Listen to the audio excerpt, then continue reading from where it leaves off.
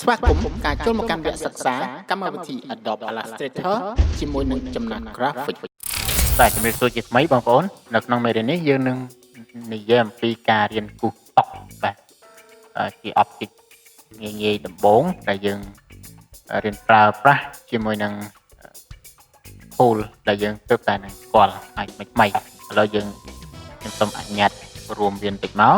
បាទហើយយកវាទៅដាក់ក្នុងកែងចោលទៅបាទហើយសម្រាប់វាចោលបាទដើម្បីសម្រាប់ចោលចូលទៅដល់ object ហើយប្រើពាក្យថា lock selection lock ឬក៏ control click 2បាទ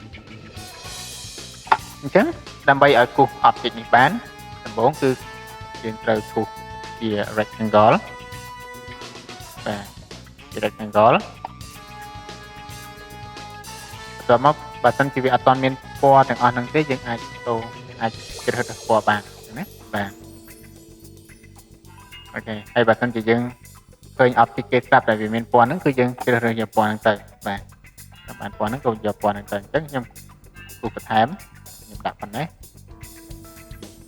ទៀតបាទអញ្ចឹងកន្លែងនេះគឺវាមានជ្រុងញយរបស់វាកែមរបស់វាអញ្ចឹងដើម្បីឲ្យគូសកែមបានគឺយើងទាញទៅមកហើយបងប្អូនអាចប្រើប្រាស់ tool បើវាជាប់សញ្ញាខ្វែងអញ្ចឹងបងប្អូនចុចសញ្ញាចាប់ lock មកបាទមកវិញអញ្ចឹងខ្ញុំយកប៉ុណ្ណេះ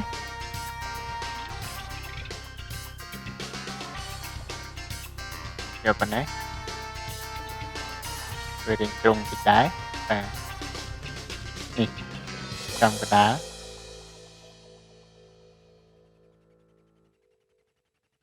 នេះកែងរបស់វាកម្រាស់របស់វាគឺយើងយកប៉ុណ្ណឹងមកបាទហើយបងប្អូនផ្ដាច់វាចោលដោយAlt ហើយចុចចំឲ្យចេញសញ្ញាចឹងមកបើសិនចាំសញ្ញាចឹងមកយើងផ្ដាច់វាចោលទៅបាទបន្តមកទៀតហើយយើង exit វាឬក៏យើងចុច move tool ទៅ select tool ទៅគឺវាផ្ដាច់វាចោលហើយយើងគ្រាន់តែ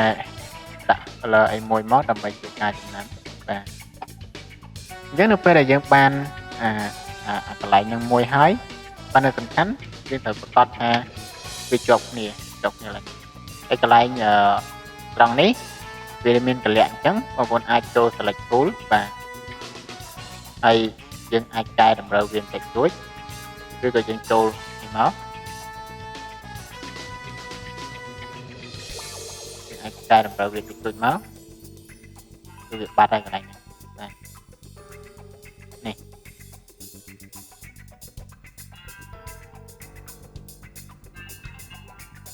បាទទាញប៉ុណ្ណេះបន្តិច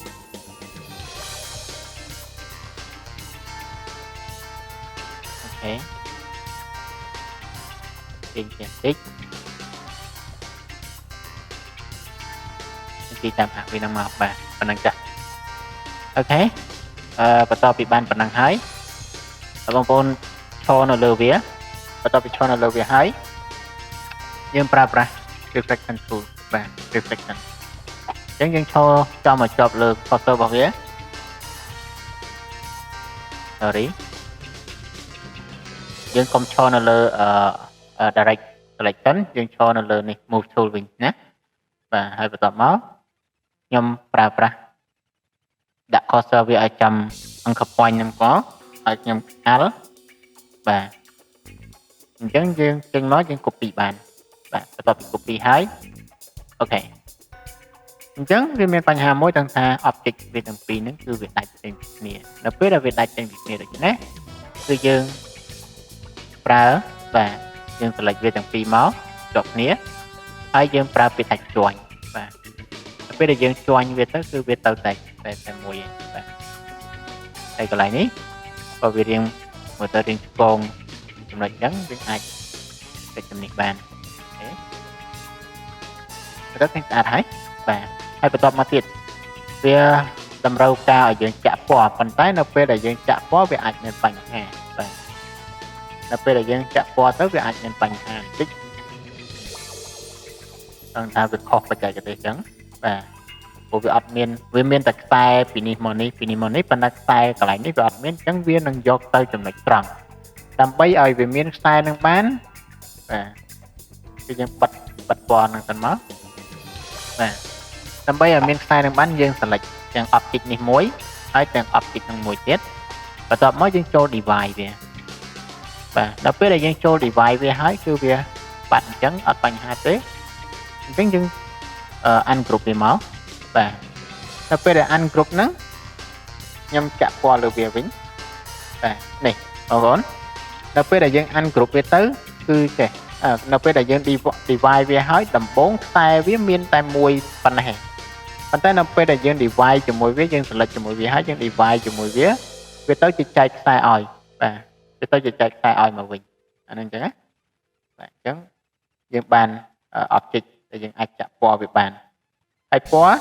បើសិនជាយើងចង់បានពណ៌ដូចគេអូខេយើងអាចនេះបានយើង select លើឈរលើវាហើយយើងប្រើប្រាស់នេះគឺ eyedrop បាទ eyedropper គឺរបៀបចម្លងពណ៌បាទអញ្ចឹងយើងចុចនៅលើ eyedropper មុននឹងចូលទៅដល់ការចម្លងគឺយើងទៅឈរលើ object ណាមួយសិនហើយយើងចុចទៅលើ drop eyedropper ហ្នឹងមកចុចនៅលើវាគឺយើងបានពណ៌ហ្នឹងបន្ទាប់មកពណ៌នេះរាងចាស់បន្តិចដល់ពេលដែលពណ៌ឈើហ្នឹងរាងចាស់បន្តិចបងប្អូនអាចចុចលើ eyedropper ហ្នឹងមកចម្លងយកពណ៌ហ្នឹងបាទគឺពណ៌វាបាទវាទៅជាពណ៌តែមួយវិញបាទពណ៌ស្តៀងនេះពណ៌ឈើហើយវាចេញកែមបាទឥឡូវបន្ទាប់ពីនឹងមកយើងធ្វើឲ្យទៀតគឺជើងវាជើងគឺយើងអាចប្រើប្រាស់rectangle tool បាទបន្ទាប់មកយើងគូសចឹងមកទៅតាមប្រវែងដែលយើងស្រឡាញ់បាទហើយយើងមើលជើងរបស់គេគឺគេមានញូចបាទគេមានជ្រុងរបស់គេណាអញ្ចឹងយើងត្រូវធ្វើតាមជ្រុងរបស់គេដែរមកដើម្បីធ្វើជ្រុងចឹងបានគឺយើងចូល select លើវាយើងចូល direct បាទ direct selection tool select លើវា select លើតែពីជ្រុងហ្នឹងទេហើយបន្ទាប់មកយើងចូលនេះយើងចូល scale tool បាទចុចអក្សរ S ក៏បានឬក៏ scale tool បាទអញ្ចឹងនៅពេលដែលយើងចុច scale tool យើងទាញមកគឺនៅពេលដែលយើង select តែញូចតែពីរហ្នឹងគឺវារីកទៅធំតូចតែពីរហ្នឹងឯងបាទអញ្ចឹងខ្ញុំយកប៉ុណ្ណឹងបន្ទាប់មកទៀតជើងគេយើងមើលជើងគេរាងមូលបន្តិចដើម្បីធ្វើឲ្យមូលនឹងបានបាទគឺយើងចូលមកនេះយើងបរិចវាបន្តិចមកហើយយើងចុច select tool ហើយបងប្អូនចុចបាទមើលត្រង់ចំណុចនេះបើសិនជាណាប្រសិនបើបងប្អូនចុចលើតែវាមួយហើយយើងទាញគឺវាត្រូវលុបជ្រុងទាំងអស់ក៏ប៉ុន្តែនៅក្នុងការងាររបស់យើងនេះគឺវាអត់ត្រូវការលុបជ្រុងអាលើទេយើងត្រូវការលុបជ្រុងតែពីខាងក្រោមទេបាទអញ្ចឹងដើម្បីលុបជ្រុងបានគឺយើងចុចលើ select លើនឹងមួយហើយបន្ទាប់មកយើងចុច shift ហើយយើង select លើនេះមួយទៀតបាទបន្ទាប់មកយើងចាប់ទាញវាបន្ទាប់ពីចាប់ទាញហើយគឺវាលុបជ្រុងតែខាងក្រោមនេះខាងលើគឺវាអត់លុបទេបាទហើយយើងមើលជើងតុករបស់គេគឺខាងនេះពណ៌រាងជ័យប៉ុន្តែខាងនេះពណ៌រាងចាស់ដែលយើងចាក់មើលទៅឃើញថាដូចជាកែកបាទជ្រុងរបស់វាអញ្ចឹងដើម្បីឲ្យធ្វើអញ្ចឹងបានគឺយើងដាក់ចំណុចនេះដាក់hand tool មកយើងគូសយកត្រឹមនេះបាទមកដល់ត្រឹមនេះដាច់ចេញពីគ្នាចុច move tool មកវាដាច់ហើយយើងចូលពាក្យថា divide ដល់ពេលដែលយើង divide ហើយគឺវាដាច់ពីគ្នាអញ្ចឹងយើង ungroup មកបាទ ungroup អញ្ចឹងដើម្បីឲ្យបានពណ៌ដូចគេបានងាយស្រួលគឺយើងចុចលើវាមកហើយបាទ select ពណ៌នេះមួយអូខេបន្ទាប់មកទៀតយើងចុចនេះមក select ពណ៌នេះមួយបាទយើងឯកទេសរឿង copy បន្តិចទៅបាទច្រឡងពណ៌អញ្ចឹងយើងអាច download ពីអ៊ីនធឺណិតមកបានបាទយើងចូល download ពីអ៊ីនធឺណិតមកបានហើយយើងរៀនគូសតាមគេទៅបាទវាមានលំហាត់ច្រើនដែលយើងអាចរៀនគូសបាននេះគឺនៅអ៊ីនធឺណិតហ្នឹងហើយយើងចង់បានពណ៌យ៉ាងណាដូចទេគឺយើងរៀនគូសតាមគេនឹងមកបាទដំបូងយើងគូសឲ្យចេញជាទ្រង់ទ្រាយហ្នឹងសិនមកបាទហើយកន្លែងនេះមួយគឺគេរៀងកាច់បន្តិចអញ្ចឹងដូចក្រេយើងកុំភ្លេចយើងគ្រប់វាវិញបាទយើងគ្រប់វាវិញមកយើងអស់ការប្រើហើយបើវានៅដាច់ពីគ្នាអញ្ចឹងយើងគ្រប់វាវិញមក control យើងគ្រប់វាវិញមកគឺគ្រប់អូខេហើយបន្តមកទៀតយើងសេរីទៅ gray វិញតិចមកបាទទាញសញ្ញាដាក់ cursor យើងមកទាញឲ្យចំទៅនេះមកបាទហើយយើងសេរីទៅ gray វិញតិចប៉ុណ្ណេះអូខេអញ្ចឹងខ្ញុំដាក់វានៅចុងត្រង់ចំណុចហើយបន្តមកជើងមកជារៀងទឹកគឺនៅឆ្ងាយតិចដើម្បីធ្វើបានគឺយើងទាញវាឲ្យដូចបាទប៉ុណ្ណេះអូខេប៉ុណ្ណឹងអញ្ចឹងរៀងចលះចេះតិចមកបាទប៉ុណ្ណឹងហើយដល់ខ្ញុំគ្រប់វាបន្ទាប់ពីគ្រប់វាហើយខ្ញុំចូលទៅនេះ reflect tool បាទបន្ទាប់ពី reflect tool ហើយខ្ញុំដាក់វាចំសក្តានុពលស្អីហ្នឹងយើង preview វាមើលអូខេ copy វាមកនេះយើងគ្រប់វាវិញបាទបន្ទាប់ពីគ្រប់វាហើយគឺយើងមើលត្រង់ពីជើងតុកហ្នឹងហើយប៉ុន្តែវាមានបញ្ហាត្រង់ថាវានៅពីលើអញ្ចឹងដើម្បីឲ្យវាចុះទៅក្រោមបានគឺយើងមកតាមមក